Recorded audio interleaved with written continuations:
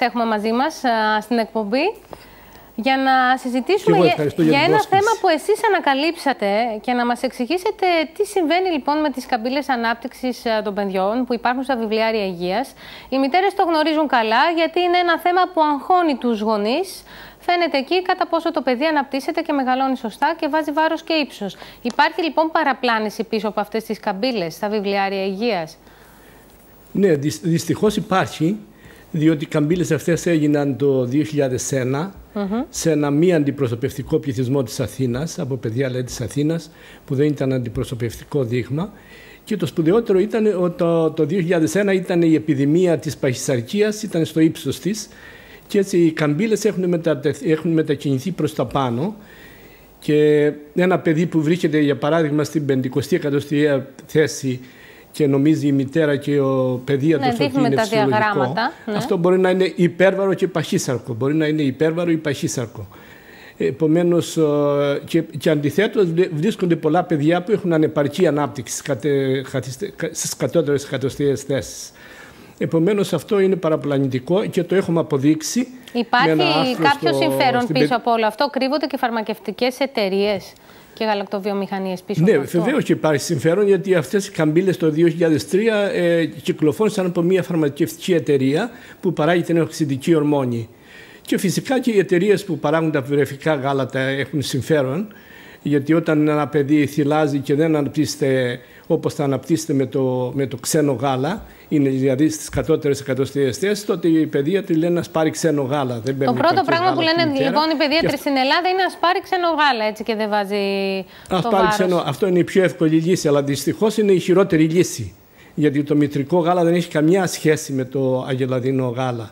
Δηλαδή, το γάλα της αγελάδος είναι για να, να μεγαλώσει το μοσχάρι σε 18 μήνες, ενώ το παιδί θέλει 18 χρόνια. Επομένως, η σύνθεσή του γάλατος, δηλαδή της μητέρας, είναι τελείως διαφορετική από το βρεφικό γάλα. Και κύριε Καβάτο, μας ενδιαφέρει και να προωθούμε και το θυλασμό, και ευτυχώς από τη μια υπάρχει τάση.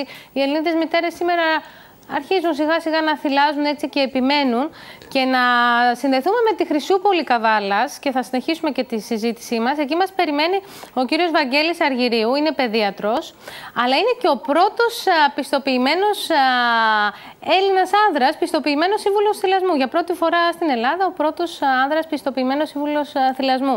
Καλησπέρα κύριε Αργυρίου. Καλησπέρα. Συνομιλούμε και με τον κύριο Καφάτο. Οι καμπύλες ανάπτυξης που δείξαμε προηγουμένως είναι από τα δικά σας παιδιά που εξετάζετε όλα αυτά τα χρόνια. Και το πρώτο πράγμα που θα ήθελα να σας ρωτήσω είναι πόσο αγχώνουν αυτές οι καμπύλες ανάπτυξης στις μητέρες όταν τα παιδάκια είναι μικρά, εκεί που αγωνιούμε όλοι και ρωτάνε και οι γιαγιάδες πόσο έβαλε και πόσα κιλά είναι. Πόσο τις αγχώνει και αν αυτό δεν βοηθάει το θυλασμό? Αυτό πράγματι θα μπορούσε πολλές φορές να είναι ένα εμπόδιο στο μητρικό θυλασμό. Έχει να κάνει λίγο με το πώς χρησιμοποιούμε εμείς οι παιδίατροι τις καμπύλες και τι ακριβώς ζητάνε να μάθουν οι μαμάδες. Το θέμα της απεικόνησης της ανάπτυξης του παιδιού το έχουμε εδώ και πολλά χρόνια και το χρησιμοποιούμε για να δούμε πραγματικά πώς μεγαλώνει το παιδί. Για να δώσουμε ένα παράδειγμα, ας πούμε ένα παιδάκι που θυλάζει αποκλειστικά, εκεί γύρω που είναι 4-5 μηνών, ας πούμε, που δεν έχει πάρει ακόμη τις στέρεες τροφές, πόσα κιλά θα πρέπει φυσιολογικά να είναι? Ακριβώς αυτό το ερώτημα είναι το πιο συχνό που μου τίθεται και ως σύμβουλος γαλουχίας δεν απαντάω ποτέ. Δεν λέω ποτέ πόσο θα έπρεπε να είναι ένα παιδί. Θα σας πω γιατί. Εξαρτάται, για παράδειγμα, το παιδί ενός ανθρώπου που είναι 2,13 δεν μπορεί να είναι το ίδιο στο ύψος ή στο βάρος με ένα παιδί ενός ανθρώπου που είναι 1,68. Γι' αυτό και δεν λέω ποτέ πόσο θα έπρεπε να είναι. Συνήθως οι άνθρωποι γεννιόμαστε και στον πρώτο χρόνο τριπλασιάζουμε το βάρος γέννησής μας. Συνήθως. Αυτό που προσπαθώ να κάνουμε και προσπαθούμε να κάνουμε και οι σύμβουλοι γαλουχίας και όλοι οι παιδίατροι και θα έπρεπε να κάνουμε, είναι να δούμε τι λανθασμένα πράγματα γίνονται. Δηλαδή η μαμά θυλάζει σωστά, βάζει το παιδί σωστά στο στήθος, το βάζει 8 με 12 φορές στο στήθος για παράδειγμα, παίρνει φάρμακα, τι προβλήματα, πώς είναι τα πράγματα στην οικογένεια, πώς είναι το περιβάλλον, πώς είναι οι γονείς. Οπότε δεν θέλω να σας πω γραμμάρια, γιατί αυτό είναι ακριβώς το λάθος που γίνεται συνήθως και διακόψουν τα παιδιά το θυλασμό. Στις καμπύλες ανάπτυξης βλέπουμε συνήθως την τάση, βλέπουμε προς τα πώς πάει το παιδί. Ο σκοπός μας δεν είναι να φτάσουμε το 100% ή το 50%. Ο σκοπός μας είναι να βοηθήσουμε το παιδί που θυλάζει ή που δεν θυλάζει να φτάσει το καλύτερο γενετικά αναπτυξιακό του δυναμικό. Αυτός είναι ο σκοπός μας. Δεν ξέρω αν καταλάβατε. Καταλάβαμε και θα ήθελα να ρωτήσω και τον κύριο Καφάτο, επειδή κύριε Καφάτο λέγαμε και πριν για τις συγκεκριμένες καμπύλες ανάπτυξης που υπάρχουν στα νέα βιβλιάρια, πλέον είναι μεγάλα αυτά τα βιβλιάρια και τα εκτυπώνει κανείς από το ίντερνετ, τα έχουν οι γονείς. Υπάρχει λοιπόν μια σκοπιμότητα πίσω από όλο αυτό και πώς μπορούμε να βοηθήσουμε τους γονείς? Κοιτάξτε, τώρα για παράδειγμα η κόρη μου τώρα που γέννησε πρόσφατα 5 μηνών, ναι, έχει κατεβάσει ο σύζυγός από το διαδίκτυο της καμπύλες Παγκόσμιας Οργάνωσης Υγείας. Που δεν είναι αυτές που έχουν σήμερα τα βιβλιάρια στην Ελλάδα, έτσι, είναι διαφορετικές. Βεβαίως και δεν είναι. Αυτές που είναι σήμερα αυτές που έχει σήμερα το βιβλιάριο υγείας είναι οι λάθος καμπύλες. Αυτές που γίνανε το 2001, τότε που η επιδημία της παχυσαρκίας ήταν στο ύψος της και έχουν μετατεθεί προς τα πάνω οι καμπύλες.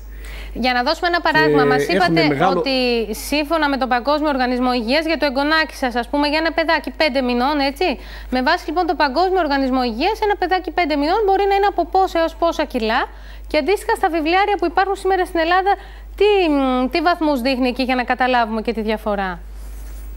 Κοιτάξτε, το παιδάκι τώρα εξαρτάται τι βάρος γέννησης έχει.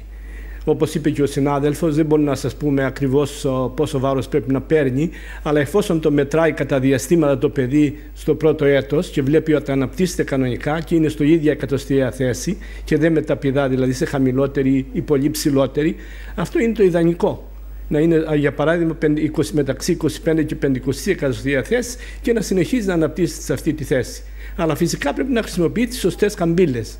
Όχι αυτές που είναι στο βιβλιάριο υγείας του παιδιού σήμερα. Και μας είπατε ότι οι σωστές καμπύλες είναι αυτές του Παγκόσμιου Οργανισμού Υγείας. Πώς γίνεται να αλλάξουν στην Ελλάδα, να μην έχουμε κι εμείς τα λάθος στοιχεία?